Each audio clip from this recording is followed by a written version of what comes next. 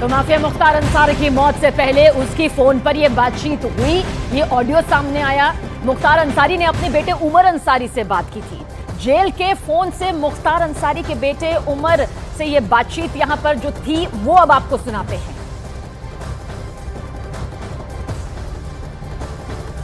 अस्सलाम वालेकुम पापा, कैसे हैं आप? अल्लाह का शुक्र है पापा, आपकी आवाज़ सुनने नसीब हो रही है हम लोग को। आप ठीक है ना? आपकी आवाज़ बहुत डर आ रही है। रुकिए, उमर लाइन पे ही आप करिए। हेलो जी पापा, अस्सलाम वालेकुम। आप ठीक हैं? बस अल्लाह ने बचा लिया पापा, आप हिम्मत से रहिए, इंशाल्लाह सब सही होगा। रमजान का पाक महीना हम लोग को पूरी उम्मीद। आप कुछ बोलिए पापा, जो हमसे कहना बोलिए फटफट। हाँ पापा, बिल्कुल बहुत कमजोर हो गए आप, हमने देखा, वीडियो में देखा हमने, जब आप डिस्चार्ज हुए हैं तो न्यूज वाले दिखा रहे थे। पापा हम यहीं कोर्ट में ही हैं, हम मुलाकात की परमिशन करा रहे हैं, यहाँ डालीबाग वाली को अदालत में हैं हम, यहाँ लखनऊ में, और मऊ से भी दरोगा अंकल भी करा रहे हैं। अगर परमिशन आज हो के नकल मिल जाएगी तो कल हम मिलने आएंगे आपसे, हम और भाभी दोनों लोग। 2 दिन 4 दिन 5 दिन और ताकि हम उठ, हम बैठ नहीं पा रहे हैं मामले। हम समझ रहे हैं पापा, बिल्कुल समझ रहे हैं, बिल्कुल तो दिख ही रहा है, लेकिन अल्लाह बहुत बड़ा है। हम लोग पढ़ के दम कर रहे हैं आप पे, आप बहुत जल्द सही हो जाएंगे इंशाल्लाह। किसी भी तरह हिम्मत करके पापा फोन कर लिया करिए रोज। आपकी आवाज सुन के जान में जान आ गई हम लोग के।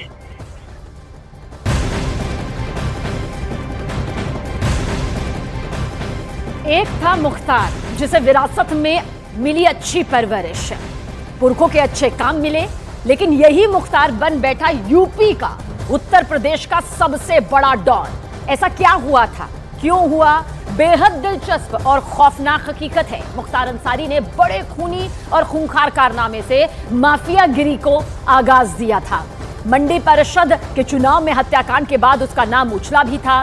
पुलिस की फाइल में एक बार नाम दर्ज होने के बाद मुख्तार अंसारी ने किसी की परवाह नहीं की, खुद की गैंग बनाई, सबसे खतरनाक शूटर्स जुटाए। मुख्तार की गैंग आईएस नंबर 191 ने पूरे पूर्वांचल में खूनी कोहराम मचाया। इस स्पेशल रिपोर्ट में देखिए माफिया डॉन मुख्तार अंसारी की कंप्लीट क्राइम फाइल।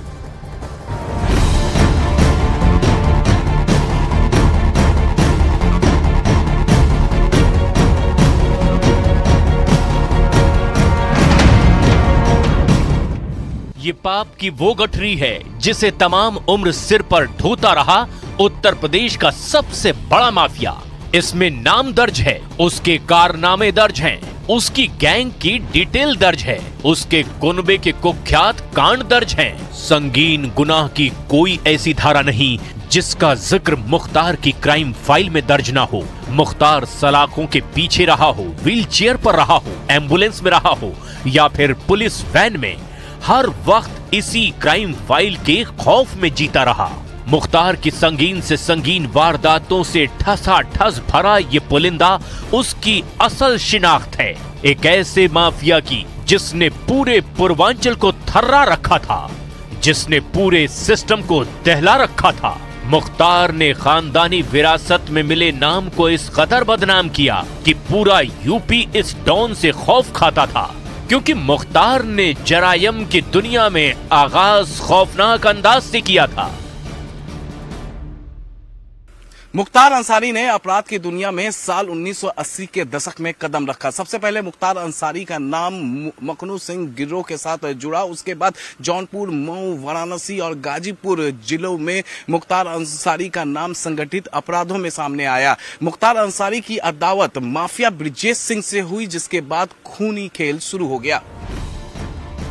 साल 1988 में मुख्तार ने ठेकेदारी में धौंस जमानी शुरू की।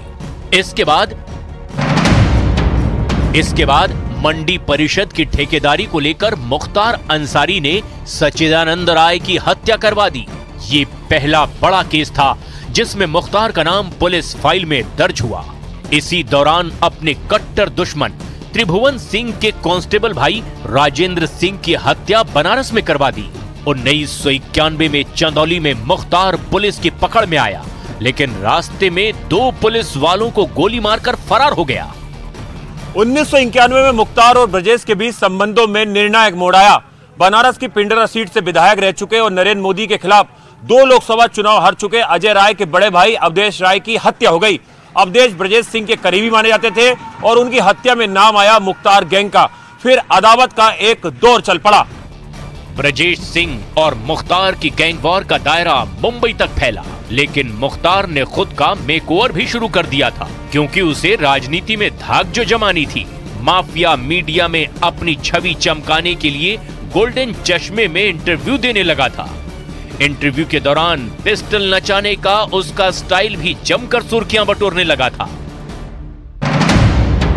इसी बीच 1996 में मुख्तार का नाम एक बार फिर सुर्खियों में आया, जब एएसपी उदय शंकर पर जानलेवा हमला हुआ। 1997 में पूर्वांचल के सबसे बड़े कोयला व्यापारी रुंगटा के अपहरण के बाद मुख्तार अंसारी का नाम अपराध की दुनिया में पूरे देश पर छा गया। लेकिन माफिया डॉन की गैंग नंबर IS 191 का सबसे बड़ा खूनी कांड तब सामने आया जब वो सियासत में धाक जमाने लगा था।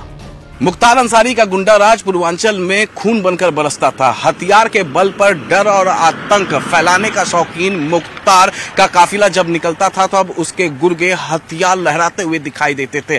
किसी की क्या हिम्मत कि मुख्तार अंसारी के काफिले को रोकने की हिम्मत कर दे। जब भी मुख्तार अंसारी किसी से हफ्ता या फिर कोई वसूली की मांग करते थे तो कोई सपने में भी उसे इनकार करने की सोच नहीं सकता था।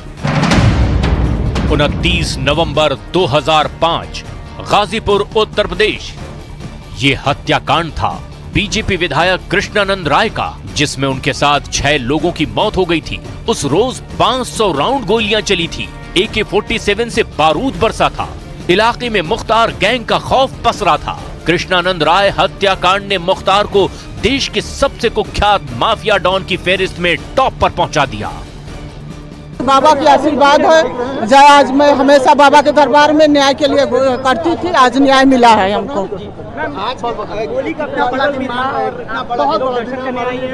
देखिए होली के त्योहार हम लोग इस घटना के बाद नहीं मना पाते थे। आज हमको लगा कि नहीं, हमारे लिए आज का दिन होली का ही दिन है। मुख्तार अंसारी ने बेखौफ होकर संगीन अपराधों को अंजाम दिया। शराब से लेकर रेलवे के ठेके तक सरकारी ठेकों को हथियाने के लिए अपहरण और हत्या जैसे जघन्य अपराध को अंजाम देने से पहले उसने किसी की कोई परवाह नहीं की।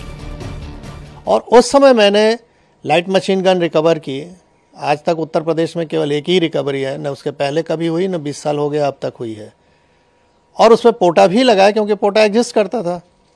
तो मैंने स्टैंड लिया उसके प्रति कि नहीं, ये गलत है और ये हो, इसको जेल जाना होगा। हम लोग पर प्रेशर बनाया, अधिकारियों पर प्रेशर बनाया। जब कोई नहीं सुना तो IG जोन जो थे उनका ट्रांसफ़र, DIG रेंज का ट्रांसफ़र, SSP STF हमारे थे उनका ट्रांसफ़र, और अंत में ऐसा माहौल बनाया गया कि मुझे भी रिज़ाइन करना पड़ा 15 दिन बाद ही। माफिया डॉन मुख्तार अंसारी के खिलाफ 66 आपराधिक मुकदमे दर्ज हैं। हालांकि लगभग 35 मुकदमे में मुख्तार अंसारी बरी भी हो चुका था, जबकि 21 मुकदमे विभिन्न अदालतों में विचाराधीन चल रहे थे। वहीं 8 मुकदमे में कोर्ट ने मुख्तार अंसारी को सजा सुनाई थी। मुख्तार की ही तरह अंसारी खानदान की क्राइम फाइल भी लंबी है। पूरे कुनबे पर मुकदमे का बोझ है। कुनबे पर जो मुकदमे दर्ज हुए, मुख्तार की पत्नी अफशा अंसारी के खिलाफ 11 मुकदमे दर्ज हैं। मुख्तार के बड़े भाई पूर्व विधायक सिबगतुल्लाह अंसारी पर 3 मुकदमे दर्ज हैं। इनमें जानलेवा हमले, सशस्त्र अधिनियम के मामलों में वो दोष मुक्त हो चुके हैं, जबकि जानलेवा हमले के एक अन्य मामले में गाजीपुर पुलिस अंतिम रिपोर्ट लगा चुकी है। मुख्तार के भाई अफजाल अंसारी के विरुद्ध 7 मुकदमे दर्ज हैं। हत्या के एक मुकदमे की CBI जांच चल रही है। हत्या का एक मुकदमा खत्म कर दिया गया था। मुख्तार के विधायक बेटे अब्बास अंसारी के खिलाफ 8 मुकदमे दर्ज हैं। अब्बास की पत्नी निखत को बीते दिनों चित्रकूट पुलिस ने पकड़ा था। चित्रकूट जेल में वो अब्बास से गैर कानूनी ढंग से मिलने जाती थी। निखत के विरुद्ध चित्रकूट में भ्रष्टाचार निवारण अधिनियम और आपराधिक षड्यंत्र समेत अन्य धाराओं में मुकदमा दर्ज हुआ था। मुख्तार के बेटे उमर अंसारी के खिलाफ भी धोखाधड़ी समेत कई धाराओं में 6 मुकदमे दर्ज हैं।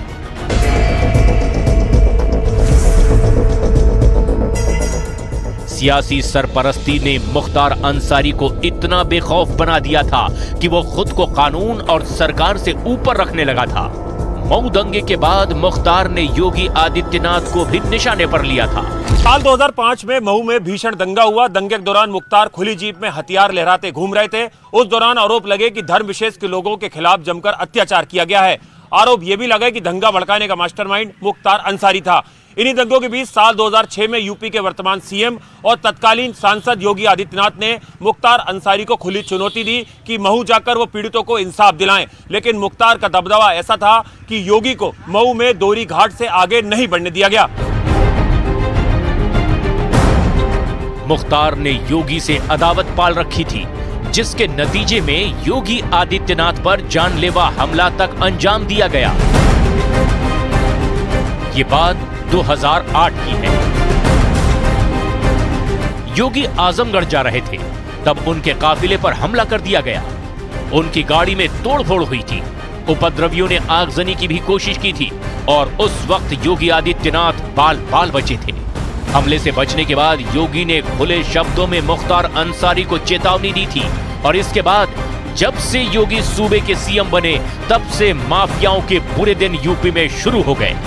9 जुलाई 2018 को मुन्ना बजरंगी को बागपत जेल में गोली मारकर हत्या कर दी गई थी। कृष्णानंद राय हत्याकांड का मुख्य आरोपी मुन्ना बजरंगी था। मुख्तार अंसारी का सबसे बड़ा शूटर मुन्ना बजरंगी था, लेकिन बताया जाता है कि बाद में दोनों के संबंध खराब हो गए थे।